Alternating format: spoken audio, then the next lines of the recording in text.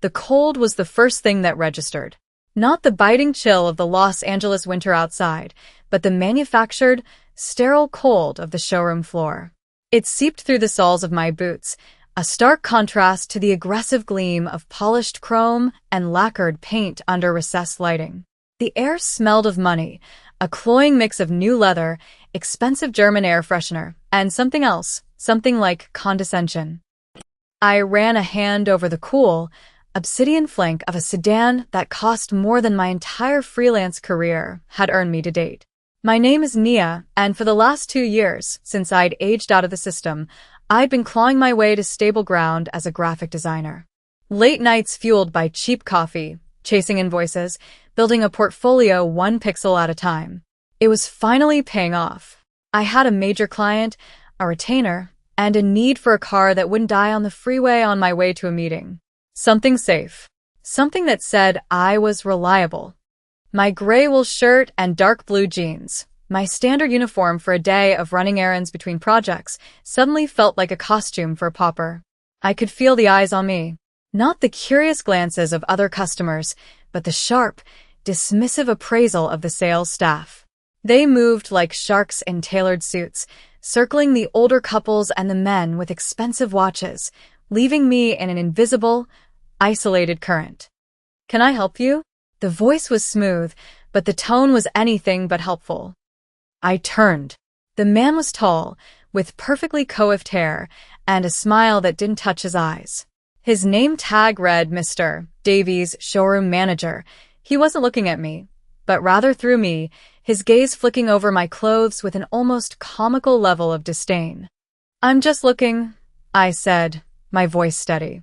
I refused to be intimidated. I'd dealt with worse than a snooty car salesman. "Of course," he said, the smile tightening. "The models in this section start at 90,000. Perhaps something pre-owned would be more suitable." He gestured vaguely toward a distant corner of the lot, a graveyard of trade-ins. The insult was so blatant, so lazily delivered, it was almost stunning. I felt a familiar heat crawl up my neck, the old defensive anger that had kept me safe for years. I had the down payment in my bank account. I had the credit score. I had done the work. "I know what they start at," I said, my voice dropping a little, gaining a harder edge. "I'm interested in the safety ratings for the G-Wagon." Mr. Davies actually blinked, a flicker of surprise before the sneer settled back into place. "The G-Wagon is a very particular vehicle, for a very particular clientele." "And I'm not it?" I asked, letting the question hang in the air between us. He didn't answer directly. Instead, he took a small step closer, lowering his voice into a conspiratorial whisper that was meant to be humiliating. "Listen, we're very busy today. If you're not here to make a serious inquiry, I'm going to have to ask you to continue your window shopping elsewhere." That was it. The final, perfectly polished nail in the coffin of my patience. I looked from his smug face to the gleaming car, then back again. I thought of the all-nighter I'd pulled to finish the branding package that had secured the funds for this very purchase. I thought of every time I'd been underestimated, dismissed, and told I didn't belong. I didn't say another word. I just turned and walked away. I could feel his satisfied smirk on my back all the way to the heavy glass doors. The cold afternoon air that hit my face felt like a relief, washing away the showroom's sterile chill. Humiliation burned in my gut, hot and acidic. It wasn't just about the car. It was the casual cruelty of it, the assumption that I was nothing. That night, sleep didn't come easy. I tossed and turned, the manager's dismissive tone echoing in my head. It was one more reminder that the world was always ready to put you in a box based on what you looked like. The arrangement with Kwon Ji-hoon was supposed to be my escape from that.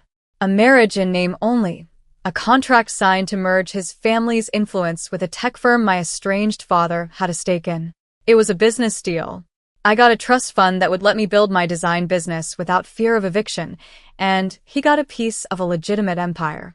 We lived in the same house, a minimalist penthouse in Koreatown that felt more like a museum than a home, but we existed in separate orbits. He was a ghost in a tailored suit, a presence I felt more than saw. A man of deep silences and unsettling stillness. In the 3 weeks since the quiet courthouse ceremony, we had exchanged maybe 50 words. He was my husband, but he was a stranger. A dangerous one. I knew what he was, what his family did. I just chose not to look too closely. It was a price I was willing to pay for freedom. The next morning, the doorbell chimed through the penthouse, a sound so rare it made me jump. I wasn't expecting anyone. Ji-hoon was gone before I ever woke up and returned long after I'd retreated to my studio. I pulled on a robe and padded to the door, peering through the security camera. A man in a black suit stood in the hallway. He looked like every other man who flanked Ji-hoon, impeccable, impassive, built like a wall of muscle. I recognized him as Mr. Choi, Ji-hoon's head of security. I opened the door. "Ma'am," he said, his head bowing a fraction of an inch. He never called me by my name. No one in this world did. "Mr. Kwon sent this for you." He stepped aside, and my breath caught in my throat. Down in the private garage, visible through the floor-to-ceiling windows of the lobby, was a car. It wasn't just any car. It was a G-Wagon. Not the one from the showroom floor, but its twin. It was a monstrous, beautiful beast of a vehicle, painted in a matte black that seemed to absorb the light around it. It looked less like a car and more like a military-grade weapon. Parked directly behind it was a flatbed truck from the very dealership I had been kicked out of. And standing beside the G-Wagon, looking pale and profoundly uncomfortable, was Mr. Davies. My heart started a slow, heavy drumbeat against my ribs. I looked back at Mr. Choi. His face was a perfect, unreadable mask. "The keys, ma'am," he said, holding out a small, heavy black box. Inside, nestled on a bed of velvet, was a single key fob. "And Mr. Kwon has requested that the dealership manager offer you a personal apology." My eyes drifted back to the garage. Mr. Davies was sweating, his expensive suit looking rumpled and cheap in the harsh morning light. He was staring up at me, his mouth slightly agape, a look of dawning horror on his face. This was not a gift. It was a message. A display of power so absolute, so surgical, it made the air feel thin. Ji-hoon hadn't been there. I hadn't told him where I was going. How did he know? The question was naive. He knew everything. He had people, resources, a web of influence I couldn't begin to comprehend. He had seen my humiliation without me saying a word and had responded with overwhelming, terrifying force. That was the moment everything changed. The invisible line between his world and mine dissolved. He had reached across that divide and pulled me in, chaining me to him not with a contract, but with an act of possessive retribution. I took the box from Mr. Choi, the cold metal of the key fob a heavy weight in my palm. This wasn't just about a car anymore. This was about a claim, and I had no idea what it would cost me. I didn't go down to the garage. I didn't want to see Mr. Davies grovel. The thought of it turned my stomach. It was a victory that tasted like ash. I simply nodded to Mr. Choi, closed the door, and leaned against it, my legs suddenly weak. An hour later, Ji-hoon came home. He never came home in the middle of the day. His presence filled the cavernous, empty space of the penthouse instantly. The air shifted, growing heavier, charged with a silent energy. I was in my studio, a converted spare bedroom with a view of the sprawling city, trying to focus on a logo design. But my hands were unsteady, my mind replaying the scene in the garage. He didn't knock. He just appeared in the doorway, a tall, dark silhouette against the light of the hallway. He was in one of his immaculate suits, a charcoal gray Tom Ford that probably cost more than my first car. His tie was loosened, the top button of his stark white shirt undone, the only sign of disorder I had ever seen on him. "You didn't accept the apology," he said. It wasn't a question. I turned in my chair, my heart rate kicking up. His eyes, a dark, impenetrable brown, were fixed on me. They were the kind of eyes that saw everything and gave nothing away. "No," I said quietly. He walked into the room, his movements economical and precise. He moved like the room owed him space. He stopped in front of my desk, looking down at the tablet where my half-finished design glowed. He didn't comment on it. His focus was entirely on me. He disrespected you, Ji-hoon stated, his voice a low, level baritone. There was no anger in it, just a flat statement of fact. That is the same as disrespecting me. So you terrorized him? The words were out before I could stop them. They sounded sharper than I intended. A flicker of something, surprise? Amusement, crossed his face before it was gone. I acquired an asset and corrected a mistake. The method was efficient. Efficient, I repeated, a bitter laugh escaping me. He looked like he was going to be sick. He is unimportant, Ji-hoon said, dismissing the man's entire existence with 3 words. He leaned forward, placing his hands on my desk, caging me in. The faint scent of his cologne, something clean and sharp like cedar and smoke, reached me. It was subtle, but absolute. What is important is that it will not happen again. No one will look at you that way again. That was the re-hook. The moment I understood the depth of the water I was in. This wasn't about protecting my feelings. This was about his honor, his territory. I was now part of that territory, an asset to be protected and controlled. The G-Wagon in the garage wasn't a gift for me. It was a warning to everyone else. I could have handled it myself, I said, lifting my chin. It was a weak protest, and we both knew it. His gaze intensified. For the first time, I saw something behind the cold, tactical mask. A shadow of something old and painful. The last woman I failed to protect is dead. The confession hung in the air between us, raw and shocking in its simplicity. It was the most personal thing he had ever said to me. It explained the walls around him, the chilling control, the violent response to a perceived threat against me. It was his wound, the one vulnerability he carried, and he had just shown it to me. Before I could process it, his phone buzzed on his hip, a low, insistent vibration. He straightened up, the mask of the impassive boss snapping back into place. He answered, speaking in rapid, hushed Korean. I couldn't understand the words, but the tone was unmistakable. It was urgent, lethal. He hung up and looked at me, his eyes dark with a new, immediate danger. We have to leave. Now. There was no time to pack, no time to think. He grabbed my arm, his grip firm but not painful, and pulled me from the chair. Mr. Choi and another guard were already at the door, their faces grim, guns visible in shoulder holsters under their jackets. This was real. The abstract danger I had chosen to ignore was now standing in my apartment. I had a choice. A split-second window. I could scream, refuse, make a scene. I could try to run. But looking at the cold certainty in Ji-hoon's eyes, I knew it was pointless. More than that, a different, more pragmatic instinct took over. The danger was here, with him. Running away from him now would be like running into the fire. I made a deliberate choice. I didn't pull away. I let him lead me toward the service elevator, my mind racing. I stayed. We rode down in silence, the air thick with unspoken tension. In the garage, the matte black G-Wagon waited, looking even more menacing up close. Mr. Choi got in the driver's seat, another guard in the passenger side. Ji-hoon opened the back door for me, his body shielding mine as I slid onto the plush leather seat. He got in beside me, the door closing with a heavy, final thud that sealed us inside. As we pulled out of the garage into the bright LA daylight, I noticed a black sedan pull out from across the street, 2 cars behind us. It was discreet, but its movements were too deliberate, too perfectly timed with ours. Is that? I started to ask, my voice barely a whisper. Ji-hoon didn't even look. His eyes were on the rearview mirror, but his focus seemed to be miles away. Yes, the danger wasn't just an idea anymore. It had a face, it had a car, and it was following us. He saw me watching the sedan in the side mirror, my knuckles white where I gripped the door handle.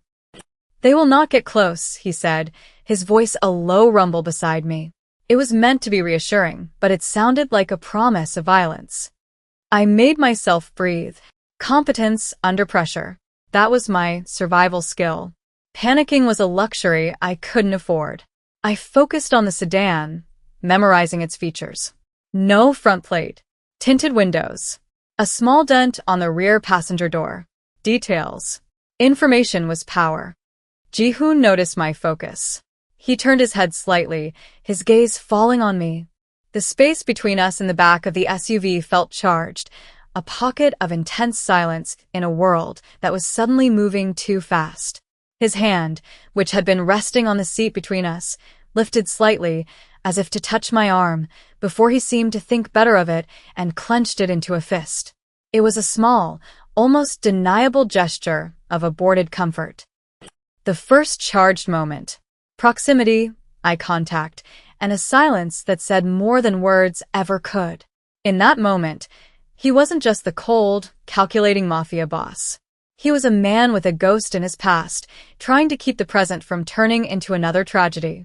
And I was the woman sitting next to him, no longer an ordinary person, but a piece on his bloody chessboard. We ended up at a warehouse in the industrial district, a place of corrugated steel and anonymity. Inside, it was a different world. A command center buzzed with quiet activity. Men in suits spoke in low tones, screens glowed with security feeds, and the air smelled of ozone and gun oil. Ji-hoon led me to a small, Spartan office in the back. Stay here. Do not open the door for anyone but me or Mr. Choi. He left before I could answer. I was alone, the muffled sounds of his empire operating just outside the door. I sank onto the stiff leather couch, my mind a whirlwind. I replayed his words in my head. The last woman I failed to protect is dead. My curiosity, a trait that had gotten me into trouble more than once, took over. The office was his. A large oak desk dominated the room. It was neat, almost sterile, except for a single locked drawer. It was an old-fashioned lock, the kind a paperclip could open. I knew I shouldn't. It was a violation of the fragile, unspoken truce between us. But I had to know. I had to understand the world I had just been irrevocably dragged into. My fingers, nimble from years of detailed design work, made short work of the lock. It clicked open softly. Inside, there was only one thing. Not a weapon, not a file filled with dark secrets, but a photograph.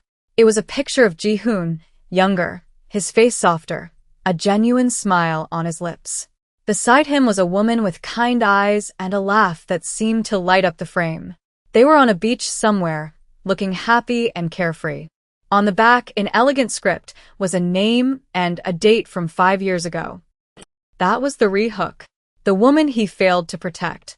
Seeing her face, seeing his smile, made him real in a way he had never been before. He wasn't just a monster. He was a man who had once loved and lost. It made him infinitely more dangerous. A sudden commotion from outside snapped me back to the present. Shouts. The sharp, terrifying crack of gunfire. My blood ran cold. I slammed the drawer shut, my heart hammering against my ribs. I scrambled to the door, pressing my ear against the cold steel. More shots, closer this time. The disciplined hum of the command center had devolved into chaos. They were here, the men in the black sedan. The door handle rattled. I jumped back, my breath catching in my throat. Mia. It was Ji-hoon's voice, strained, urgent. I fumbled with the lock and threw the door open. He stood there, his suit jacket gone, his white shirt stained with a slash of crimson on his side. His face was pale, but his eyes were blazing with a lethal fire. In his hand was a gun, held with a familiarity that was terrifying. We have to go. The roof, he gritted out, grabbing my hand. He pulled me through the chaos. 2 of his men lay on the floor, still and silent. The screens that had shown security feeds were now shattered, sparking. The air was thick with the smell of gunpowder. This was his world, stripped of its tailored suits and quiet authority. It was blood and noise and death. He was moving fast, but his injury was slowing him down. He stumbled, hissing in pain. The men who had ambushed us were closing in. We were trapped in a long corridor leading to the stairwell. Without thinking, I acted. I saw a heavy metal fire extinguisher on the wall. While Ji-hoon returned fire, providing cover, I grabbed it. It was heavier than I expected. I swung it with all my might into the electrical panel on the wall. Sparks erupted, and the lights in the corridor flickered and died, plunging us into near darkness. Chaos turned to our advantage. In the confusion, Ji-hoon shoved me toward the stairwell. Go! I ran, his footsteps close behind me. We burst onto the flat, gravel-covered roof, the night sky and the city lights a dizzying panorama. A helicopter was already descending, its blades whipping the air into a frenzy. Mr. Choi was waving us forward. We were almost there when a figure emerged from behind an air conditioning unit. He was holding a gun, aimed directly at me. Everything slowed down. I saw the man's face, the glint of the barrel, the moment he started to squeeze the trigger. Ji-hoon moved. He threw himself in front of me, a human shield. A deafening bang echoed across the rooftop, and I felt him flinch, his body absorbing the impact. He didn't fall. He raised his own weapon and fired twice. The other man crumpled to the ground. The moment one of them almost loses the other. He had taken a bullet for me. Mr. Choi and another guard reached us, half dragging, half carrying Ji-hoon toward the helicopter. I scrambled in after them, my hands shaking, my mind numb with shock. As we lifted off, leaving the chaos behind, I looked at him. He was slumped against the seat, his face ashen, his breathing shallow. The red stain on his side was spreading, and there was another, darker one on his shoulder. He had saved me. Now it was my turn to save him back. The helicopter took us to another one of his properties, a sleek, modern house nestled in the Hollywood Hills. It was a safe house, equipped with a medical room that looked better stocked than a small clinic. While Mr. Choi stood guard, I went to work. My hands, which had been shaking, were now steady. I had learned basic first aid in the group homes, a necessity for survival. I cut away his ruined shirt. The bullet had gone clean through his shoulder, but the wound on his side was uglier, a deep graze that was bleeding profusely. I cleaned the wounds, my touch gentle but efficient, my mind focused solely on the task. I was packing the gash on his side with gauze when his eyes fluttered open. He watched me, his gaze hazy with pain but sharp, analytical. He watched my hands moving with a competence he hadn't expected. You should have run, he rasped, his voice rough. I met his eyes, my own reflecting the dim light of the medical lamp. Where would I go? I asked softly. It was the truth. His enemies knew who I was now. My old life was gone. My world was this room, this man bleeding on a table, the smell of antiseptic and blood. I had crossed a line I could not uncross. By helping him, by cleaning his wounds and hiding us here, I had become an accessory, a part of his world, a morally gray act I couldn't take back. He reached up, his hand surprisingly strong, and caught my wrist. His skin was hot. Having you here, he said, his voice dropping to a near whisper, a confession dragged from him by pain and proximity. It is a complication I did not account for. The tension confession. It wasn't a declaration of love. It was something more dangerous, more honest. He was a man who accounted for everything. I was his one variable, his one mistake. And in that moment, that felt more intimate than any pretty lie. I'm a fast learner, I whispered back, my fingers still pressed against his side, feeling the steady beat of his heart. Over the next few days, the house in the hills became our world. A gilded cage where I nursed him back to a semblance of health. The silence between us was different now. It was not empty, but filled with a shared trauma and a fragile, unspoken understanding. I would catch him watching me, his expression unreadable. I would find myself tracing the lines of a new scar on his shoulder, a permanent reminder of the choice he'd made on that roof. We learned each other in the quiet moments. I learned he drank his tea black, that he slept with a gun on the nightstand, and that nightmares haunted his sleep, making him cry out a name that wasn't mine. He learned that I wasn't fragile, that I could handle the sight of blood, and that my quiet presence seemed to soothe the ghosts that walked with him. The enemy had made their move, and they had failed. But they had also learned his weakness. They knew he had shielded me. They had a new target. The threat was no longer just about his empire. It had become personal. It was about me. The final confrontation came a week later. We thought we were safe. Ji-hoon was still recovering, moving stiffly, but the lethal edge had returned to his eyes. He was on the phone, pacing the length of the living room's glass wall, his voice low and menacing as he gave orders. I was in the kitchen making tea when I saw it. A small red, dancing on the center of his chest. A laser sight. A sniper. There was no time to scream, no time to think. I acted.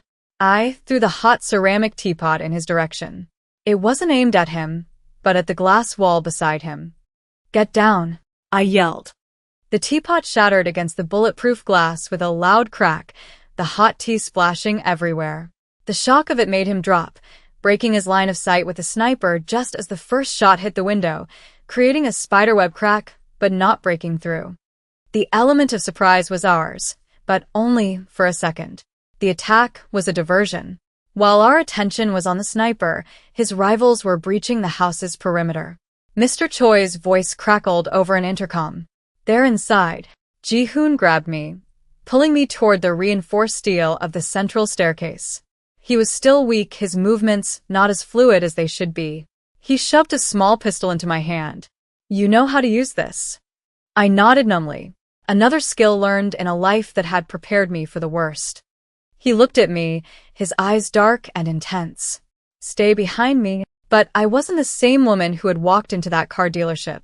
I wasn't a passive piece in his game anymore. As he engaged the first two men who came up the stairs, I saw another one slipping around, trying to flank him. Ji-hoon was pinned down, his injury making him a fraction of a second too slow. He wouldn't see the man in time. I raised the gun, my hands trembling, but my aim steady.